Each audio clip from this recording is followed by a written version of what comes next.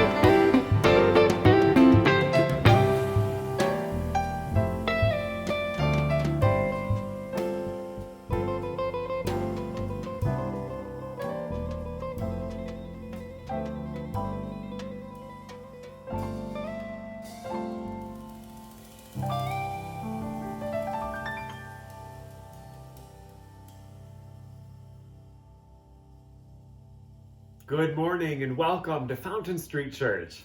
I'm Reverend Christopher Rowe. I have the distinct honor of serving as the executive minister here. And on behalf of everyone who calls this cathedral of love and this temple of hope their spiritual home, welcome to our Thanksgiving service this morning. Whether you live up the street or across the nation, whether you worship one God, many gods, or no gods at all, no matter who you love or who you're loved by or what you look like, you have a place here at Fountain Street Church, and we are so glad that you are with us this morning. Thank you for being with us.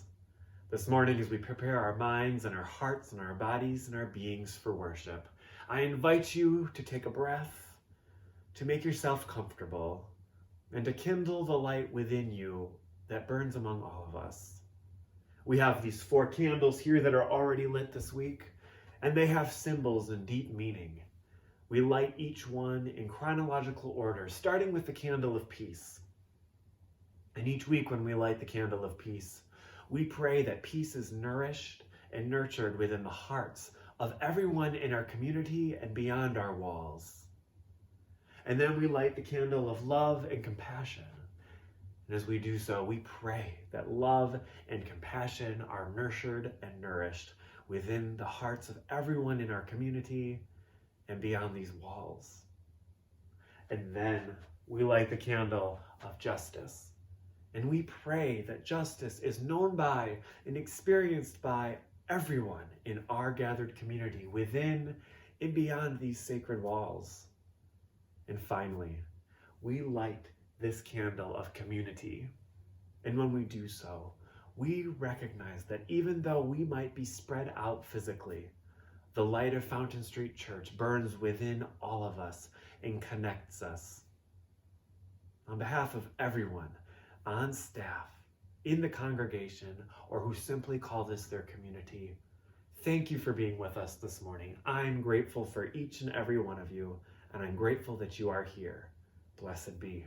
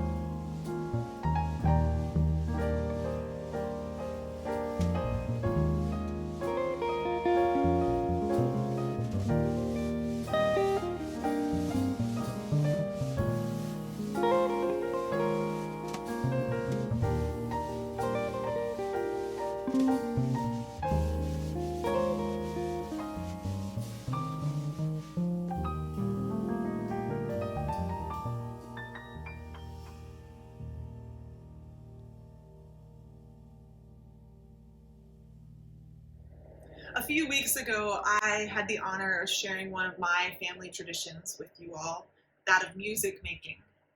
We shared the song A Crowded Table. And the lyrics are, I want a house with a crowded table and a place by the fire for everyone. It feels like a song for this time of year, for this holiday, and it fills my heart with such joy. But also, if I'm honest, right now, in the world we live in, it also makes me want to weep. It makes me want to weep for the loss of all the family members to this pandemic. The over 250,000 people who will never crowd a table again with their loved ones. Weep for the fear and anxiety that complicates every question of togetherness. Weep for my own loneliness and longing for a crowded table. My social media feeds are full of people's pain and sorrow as they're saying no to their traditional family gatherings, sending regrets to invites when regret doesn't even begin to cover the emotions present. I've even seen folks referring to it not as Thanksgiving, but as Thanksgrieving. And I will admit that it made me chuckle a little bit in that sort of gut punch, I better laugh instead of cry kind of way. But it's really not funny. It's really real and raw. If that's where you are right now, grieving the loss of traditions, of practices, of rituals that brought meaning to this time of year and to your family togetherness, you are not alone in that grief. Or maybe this is every year. For years, maybe, it has been Thanksgiving for you because of your family situation or your personal situation, and this year just feels like a massive weight on top of years of struggle. You are not alone in that grief either. However, this holiday is landing for you and yours, whatever complicated emotions and decisions you are faced with, you are not alone in the questions and in the doubt and in the exhaustion. We must also acknowledge that Thanksgiving or Thanksgrieving, that grief goes deeper than now, than us, than this year, than our individual families and traditions. In too many ways, this holiday, Thanksgiving, was built on grief, on loss, on complicated and complex history.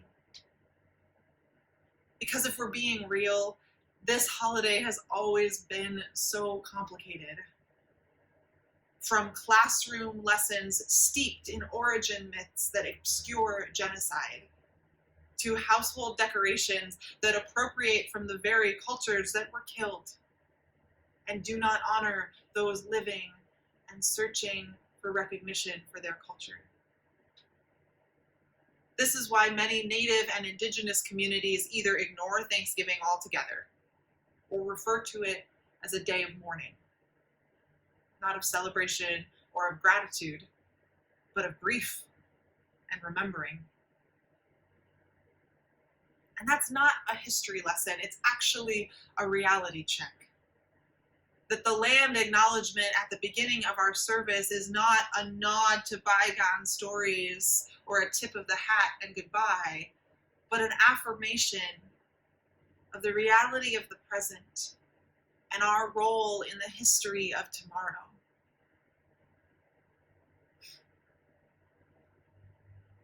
This is grief piled on top of grief, layered with doubt and seasoned with uncertainty.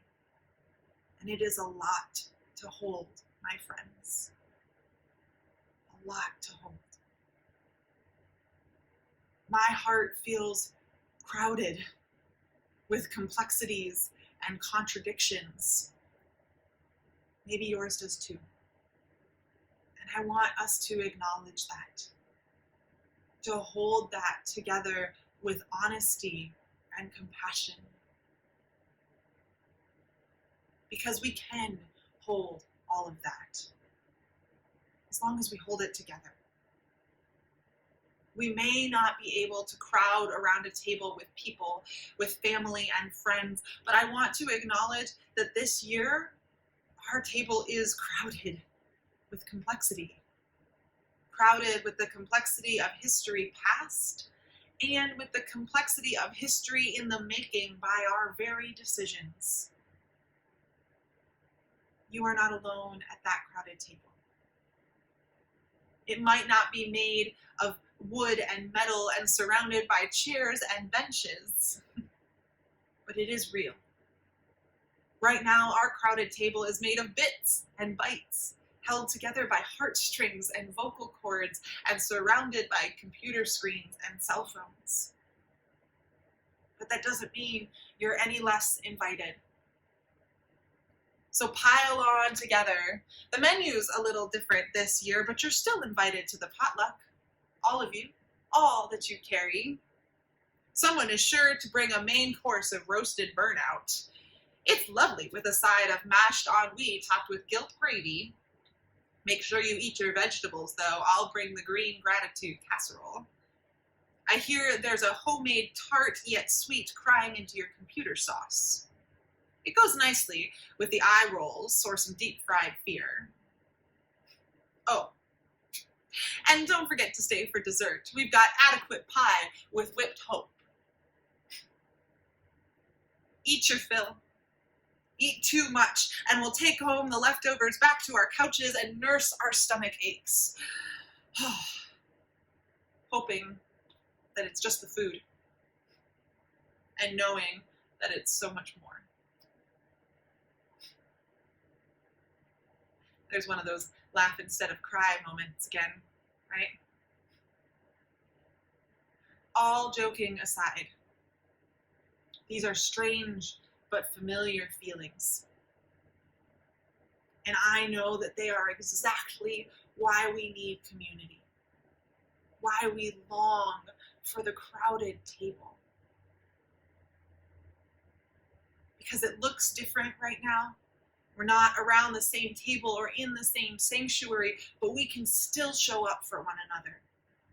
We can still help hold each other in that grief as well as the gratitude. We do not have to be spiritually alone in that holding. Because support and connection and community come in many forms. These COVID times have certainly reminded me of that. So whether you are filled with joy or with sorrow, with grief or with gratitude, or all of that and more, we are here. Your community is here for you, to hold it with you, to join you at your crowded and complicated table. Your Fountain Street community is here. Reach out, show up in whatever ways you can, however you can right now. We gather every Sunday at 10 a.m. right here. And then we have conversation and connection and go deeper together following service. And every Wednesday at 6:30, we get together on Zoom for the deepening. Show up. You are invited to our crowded table. And in the times between, in those spaces where it might feel empty, we are here for you. Your ministers are here. Reach out to myself, to Mariela, to Christopher, to Matthew. We are here. It is a complicated world we inhabit, friends. One where we are asked to hold history with both reverence and skepticism. Where we are asked to give space to grief and gratitude in equal measure. So do not let the weight of grief be borne alone, or doubt weigh too heavy on your shoulders only. Bring it to our collective gathering and set it down at the crowded table of our community. Because even with all of it, all that's going on in our world, there is a place for you at our crowded table. And for that, I am so grateful.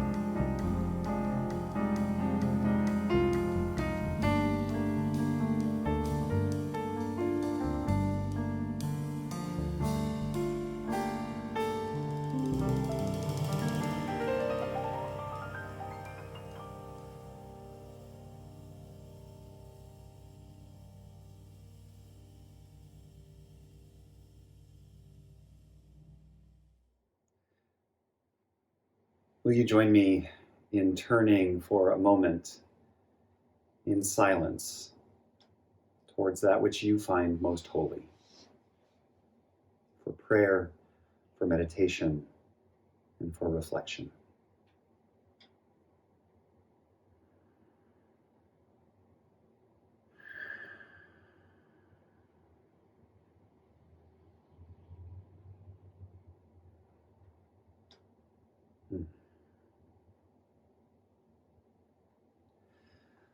Most holy beloved, we feel you and know you in our heartbeats and in the sounds around us, in our creaky bodies and our creaking homes. And we pause for this moment in this season of both grief and of gratitude. We pause to acknowledge and to embrace and be embraced by both truths. That it is true that we hold and are held by comfort and company, as well as loneliness and solitude. That we are carried by an upwelling of exhilaration, of knowing and naming that which we most value, and that for which we most long. That there pulses in our veins legacies and lineages that we have inherited, and legacies and lineages that we are creating and bequeathing, of resilience and resistance, as well as of grief and longing.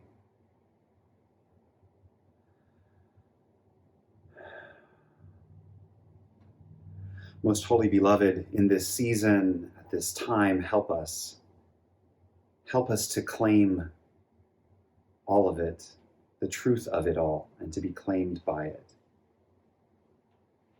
to savor and to save, to heal, to be healed, to cultivate life. To these imperfect words, we add the silent prayers and intentions of our own hearts.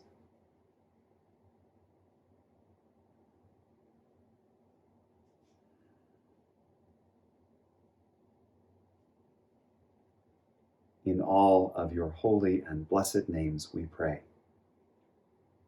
Shalom, salam, amen, and blessed be.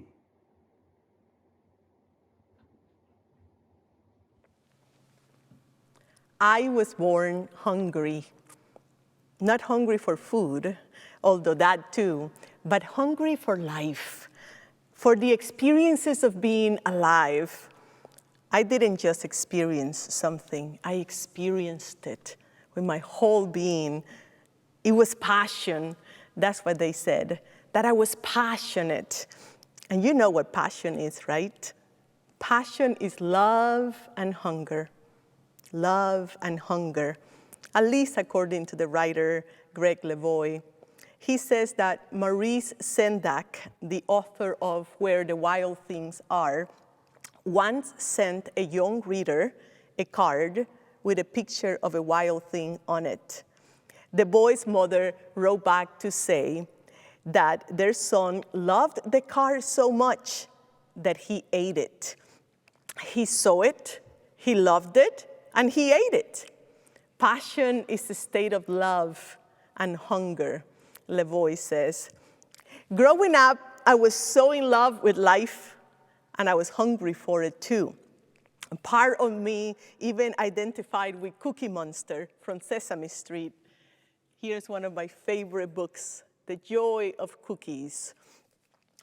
like Cookie, who enthusiastically ate everything from cookies to letters to envelopes and even the moon, I too was enthusiastically hungry for many things, from foods to adventures to books and ideas.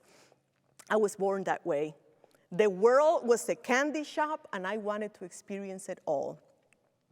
I was lucky enough to be born in a place, in a culture, in an island in the Caribbean where people knew how to enjoy, how to savor life.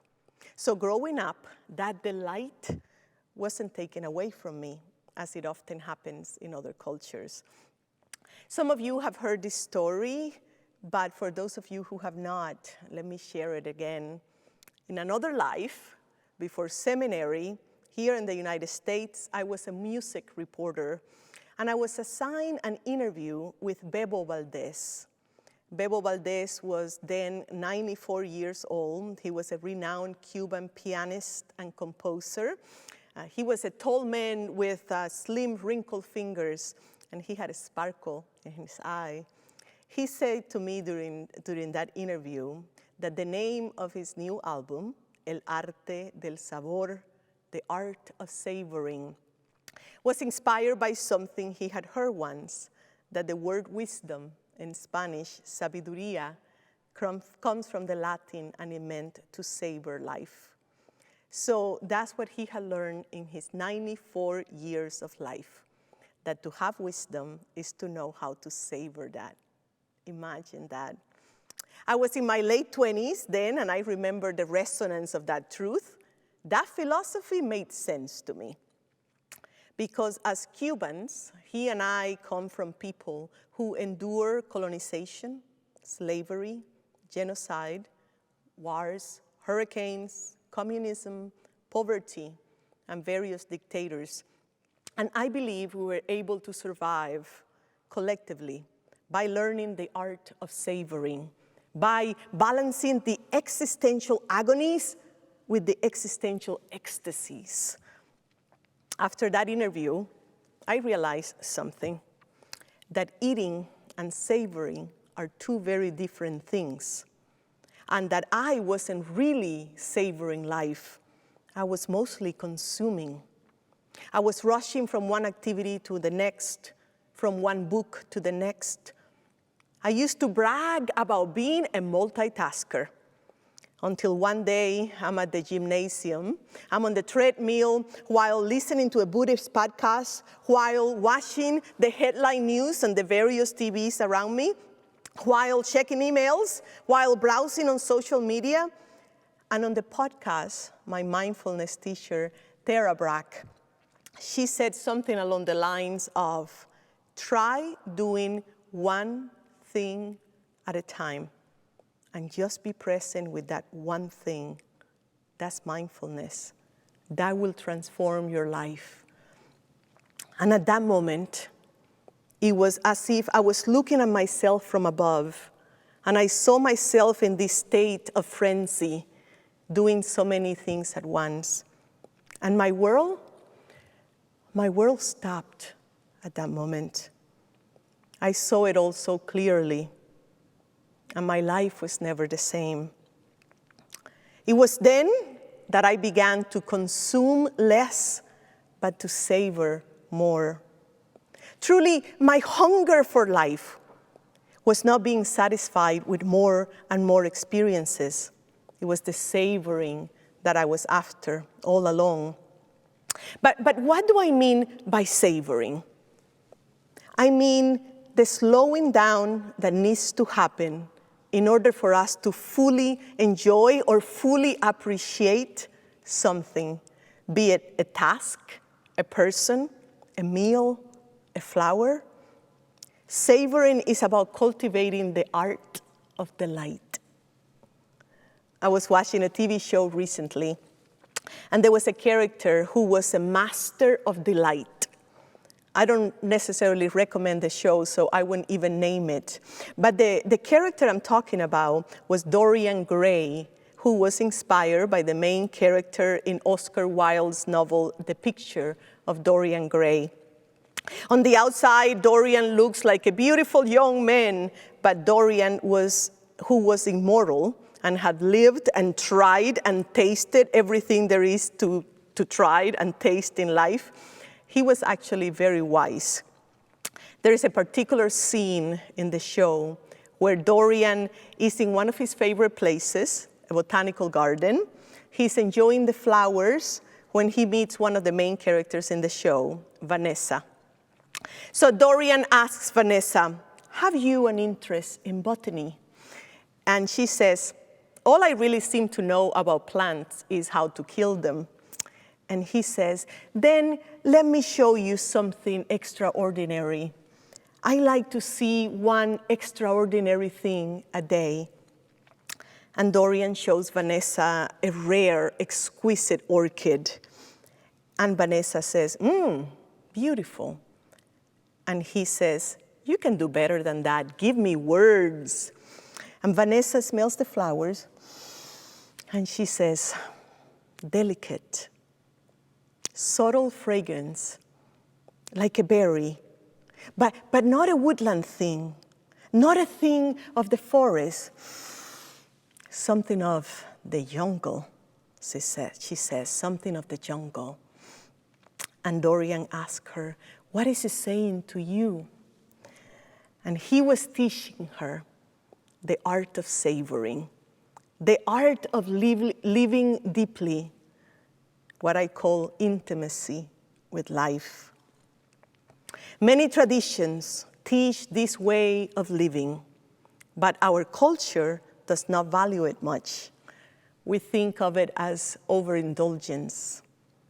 And yet, small daily doses of delight can be so life-giving, especially around times such as this.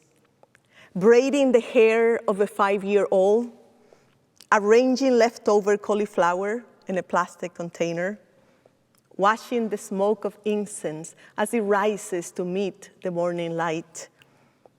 These small delights are soothing to our nervous system, and they're nourishing to the soul.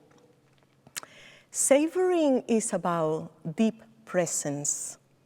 It's about being fully at home in the world, fully present and engaged. It is about pleasure, too. And for people who have experienced much pain in their lives, pleasure is essential. Because of the negativity bias, we need to convince the brain that life is worth living. Quick reminder on the negativity bias. We have talked previously at Fountain Street Church.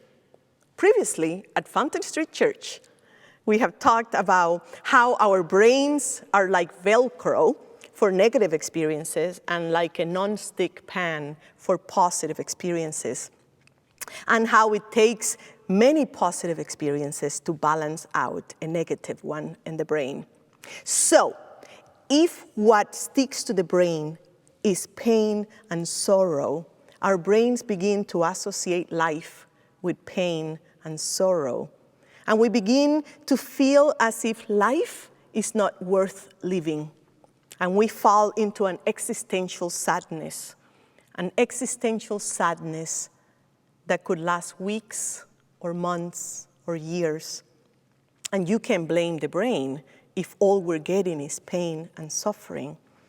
This is why cultivating the light is one of the ways we can balance out the negativity bias, and it's desperately needed in this world, always, but especially at this time. I am grateful that this philosophy is being validated and uplifted in more circles today. Even in the social justice movement, drawing from Black feminist teachings, activists such as Adrienne Marie Brown are promoting more pleasure and delight. She says, many of us have a commitment to suffering, to overwork, to martyring ourselves in the name of saving the world. And another activist, Amita Swadin, says that there is so much about the way that I was taught to be an organizer that was about suffering, denying ourselves, not sleeping enough, not connecting enough. End of quote. So this new shift that is happening is part of the healing justice and pleasure activism movement, which are so life-giving.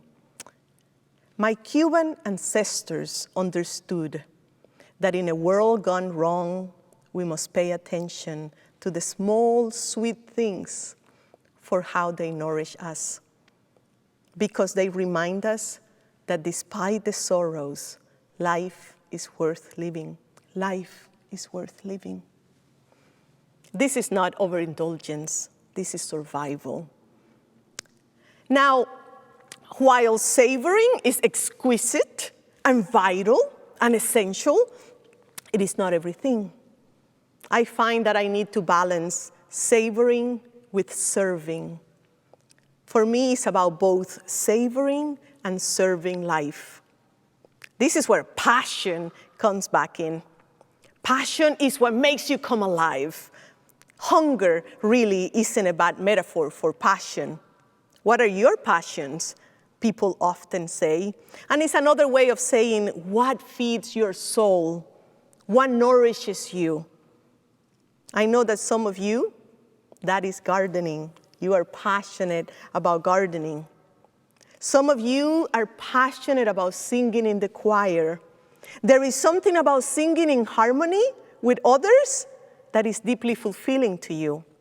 I know, it's like food, it's nourishment for your soul. Some of us are passionate about social justice and about saving the environment, which means life on earth. You are passionate about saving life on earth. Thank you. Some of us are passionate about the rights of all human beings, including transgender people. And we just celebrated the National Transgender Day of Remembrance this week. Some of us are passionate about politics. Some of us are passionate about community. Some of us are passionate about color. Some of us are passionate about life. Some of us are passionate about the great mystery, the sacred. Doesn't matter what you're passionate about. What matters is that you feel passionate about something, that you can harness that energy to serve the world, to save the world, to serve, to savor, to save, to serve, to save, to savor. Savoring is also an act of gratitude. For decades, every morning, when I wake up in the mornings, I open the curtains in my bedroom, and every night I close them. The same routine every day for 15 years. And it wasn't until recently that I was like, wow, these curtains are 15 years old. They were so hard to find back then. They didn't have room darkening curtains then, and I needed them in order to sleep solidly at night. But these curtains have been so good. They have served us well. And I felt this rush of gratitude move through me just because of paying attention to these curtains.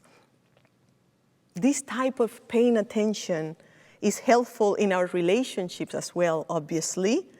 Our children and partners enter the room, and sometimes we don't even look up to look at them, to make eye contact with them. Remember when there was a time in your life when we yearned for, when we longed for something, and now we have those things, and how we take them for granted. Paying attention and savoring is a form of gratitude in a way when our children or partners or pets enter a room and we raise our gaze and we look at them and we smile. They feel the gratitude that we feel for having them in our lives. They know that we don't take them for granted. The same can be said about food, the food we eat, the people we work with, and life in general, how we engage with it and we show gratitude to them.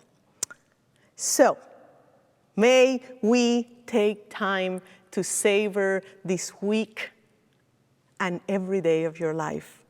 May you take time to savor and also serve this most precious life of ours. May it be so.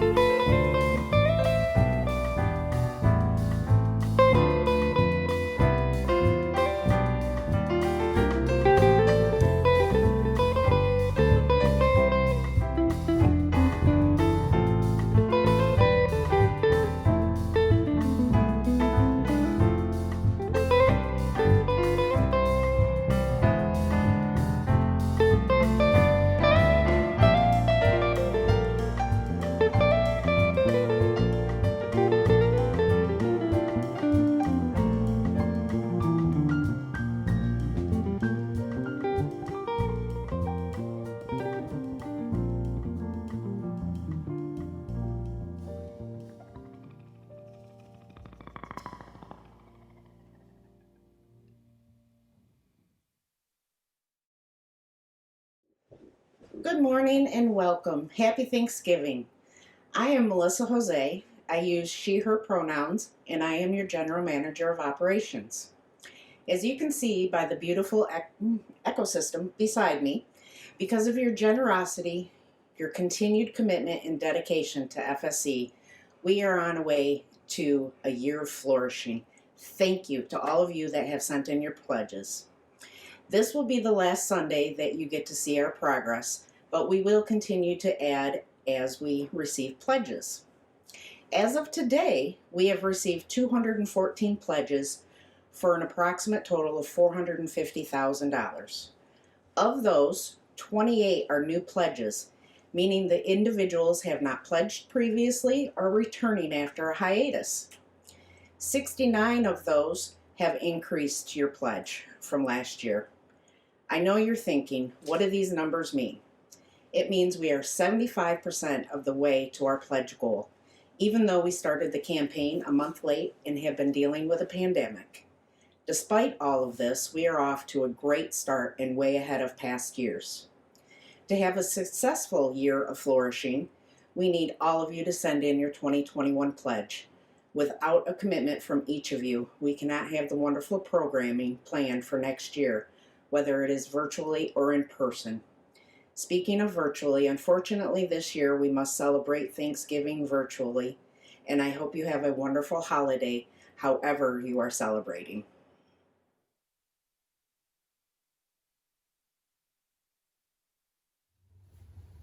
Depending on the tradition you come from, the word blessing might take on a lot of different meanings or purposes. In the tradition I come from, the Episcopal Church, blessing is always marked by the ritual, a physical movement even, of the genuflection. In other traditions, it might be that you bless the meal before you eat it, or that you offer a blessing to those who need healing or who are in need. Even here at Fountain Street Church, we bless the pets year after year. It's a way of showing our favor and our love and our support to others. But there's another meaning to blessing, and it is simply to thank or to lift up our appreciation and our gratitude. This folder is filled with your generosity. These are the pledge forms that have come in to date. And as you can tell, we are overflowing with generosity and love and support from all of you. You just heard an update from Melissa. We've got about half of our pledges in, and from the bottom of our hearts, thank you for that. And so I wanted to take a moment on this Thanksgiving Sunday to bless them, to thank you, to offer up our gratitude, and to simply demonstrate how blessed and fortunate we truly are because of you. Thank you, and blessed be. Another way in which we express our generosity and our gratitude for our resources is through the weekly collection of the offering. We have been doing this for 151 years, though I might say that this has been the most challenging. It's hard to rely on a regular revenue stream when you can't just pass the plate, a beloved tradition here. And so we have to be real and we have to be honest. We are not collecting as much as we were prior to COVID. And so during this Thanksgiving appeal, I ask that you think about the ways in which you might express your generosity even deeper this week. How can you support the external ministries that the offering supports? How can you embody gratitude through generosity? Every penny makes a difference, perhaps more so than ever, as agencies and nonprofits in our community are stretched thinner and thinner by the COVID crisis. And so please know how important and how profound your acts of generosity are when we take the offering. You can do it electronically through Venmo or through the church website or text to give, or you can send a check in. And I have to be honest, many of you have been sending checks in lately, and that is a huge blessing to this community. And so on behalf of everyone, thank you for your generosity, and thank you for the spirit of love and compassion and the joy of giving. With that spirit in mind, our offering will now be received. Blessed be.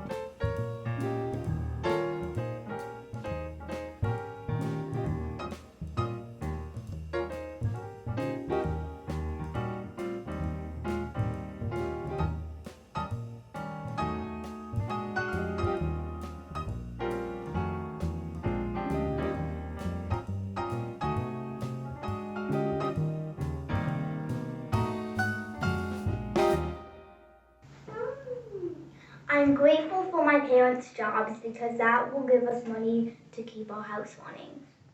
I'm grateful for my family because they're really nice. We are grateful for our new cardio routine that we've been doing together. I am grateful for Fountain Street Church, a place and a people that are full of memory and of hope, a place of ancient and abiding love. Thanksgiving greetings from Evie Bowers. I'm grateful for enrichment classes, the building of my philosophy of life, and for development of lifelong friends. Hi, I'm here in my office this morning. I'm Melissa HOEZEE, if you don't already know. And what I'm grateful for is the new leadership structure we have here at FSC and all of you. I miss all of you and hope that you have a wonderful holiday this year. Hi everyone, I'm sending this to you from my painting studio. As a visual artist, I'd say probably what I have gratitude for on the most primal level are things like light and color and line and form and beauty. These are beyond words for me and contain spiritual essence. But since I am in this space, I want to talk about space as well. I certainly have gratitude for having a space like this to work in. But I want to talk about the space that helps create this space, which are the communities of friends and family and supporters that I have actually all over the world who cheer me on to make art. I don't think I could be doing this if I didn't have that behind me. And I want to mention especially Fountain Street Church, which was probably the first place as a child that I got the encouragement to think and feel and be a creative person. So thanks everyone. I wouldn't be here if it wasn't for all of you. I am so deeply, deeply grateful that you called me to be your senior minister and for the warm welcome I received this summer. So thank you. I am grateful for the beauty that I'm surrounded by every single day. I am grateful for our staff. The team that we have right now is a solid, strong, competent, healthy team. I'm grateful for each of them. And I'm grateful for each of you. When I was getting to know you all over the summer, a congregant said, it must be a new gift every day getting to meet Fountain Streeters, and that is so true. You are each a gift, and I'm grateful for you. Thank you. I'm Tracy McCasey, Nessa McCasey, and I'm really grateful for my friends and family. This is Brad Miller, and I'm hopefully a friend and family. and I'm grateful for, even though we're all indoors and not going a lot of places, that we have good health while we can and for as long as we can, and that we'll all see our loved ones later on down the road. I'm Sharon Morley, and I'm grateful for all of the tireless hard work the staff has been doing to keep all of us at Fountain Street connected through all of the services you're providing for us, even though we are going through these difficult times. I am grateful that my family is healthy and happy, and things are going well for them and for us. I'm Greta Jo. I'm Erdy. This is Ellery Jean, and we're the Seidahls. And we're grateful for the Fountain Street community and the warm welcome to Grand Rapids. Thank you. Thank you. I'm Connor. I'm grateful for my good health, my job here at Fountain Street Church, and my wife, Makeba. I'm grateful for having so many beautiful places to walk very close to where I live, where I can bathe in the beauty of this natural world. Hello, Fountain Street. Danny here. This Thanksgiving, I'm grateful for my lovely kitty cat princess. Mwah. I'm also grateful for my family, my awesome friends, my breathtaking and spectacular partner, Ira. And this year in particular, I'm grateful for Fountain Street Church. It is a privilege and a grace to have an employer that cares as much as they do about my safety, the safety of the people around me, and the safety of the whole team. A team that I'm also incredibly grateful for. So thank you, and stay safe out there.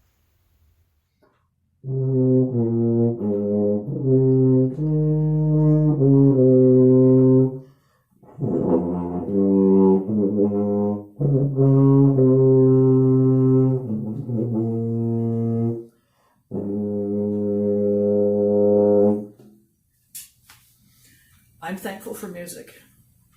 Hello, Fountain Street Church, and happy Thanksgiving. It's Reverend Christopher here, just letting you know how grateful I am to work at Fountain Street Church and serve along people who truly let me feel like I can be me every day in this wonderful ministry we share together. Have a safe and wonderful Thanksgiving. I miss you all.